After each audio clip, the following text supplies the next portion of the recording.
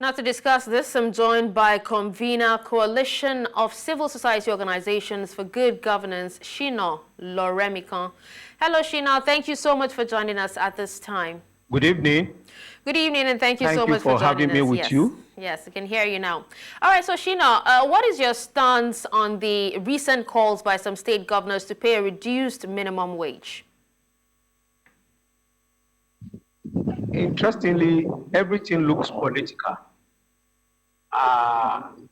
I don't understand the argument they are trying to push, but the issue is so clear forward.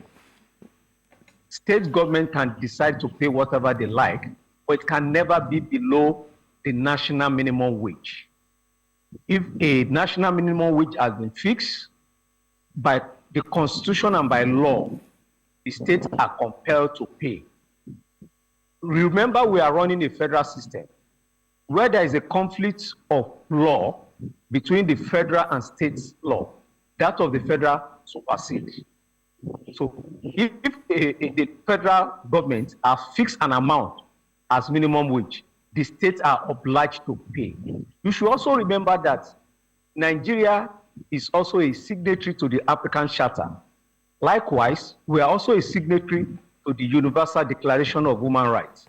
All those international instruments advise government and advise states to be friendly to their citizens, make their life decent, make their condition of work reasonable, that it will be a means of promoting better life for all.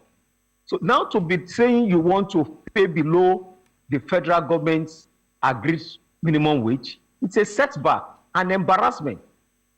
Interestingly, a friend of mine told me that why is it that the governors are not saying their state is financially weak and they are not going to Abuja by night bus.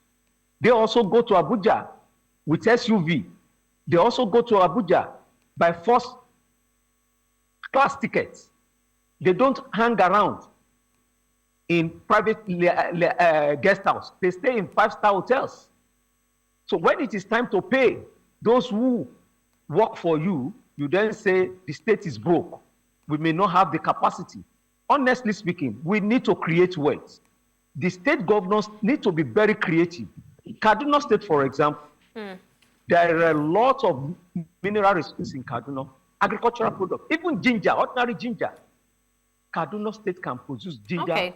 All right. Now, some have actually argued, you know, if you can hear me, some have actually argued that the national minimum wage does not reflect the country's economic reality. Now, how do you respond to this? Even though there's been a lot of discrepancies when it comes to, you know, finding a fixed income, with the state governors saying they can't pay up to 60,000 naira, the federal government saying that they can pay 62,000 naira, and, you know, some other states as of now are even paying over 70,000 naira, like Edo State.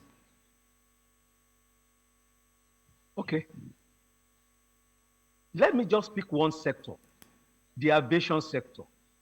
If you go to any of the airports in Nigeria, you see more planes parked. Who are the owners of those planes? And we say Nigeria is broke. There are more planes parked. More people are acquiring state-of-the-art yachts, speedboats, and you say Nigeria is broke. I cannot understand it. It's just a matter of politics. People deliberately want to shortchange our people. You said you cannot afford it.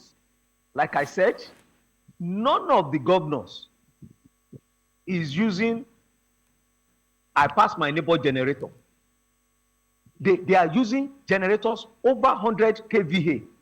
Just recently, we were told that the Vice President of America is living in a building that is over 110 years old. We are building our own. We have known 10 Dowling Street even before we acquire our own political independence. It has not gone to a high rise. But look at us in Nigeria. We keep developing the state houses as if the only person that needs shelter is government top brass. It's so interesting. When you go to some local government office or commissioner's office, some of them have 3, 4 flat TVs they have 3, 4 decoders in a single office. It's embarrassing. They have money to allocate for their own personal comfort, and they don't want to treat citizens well.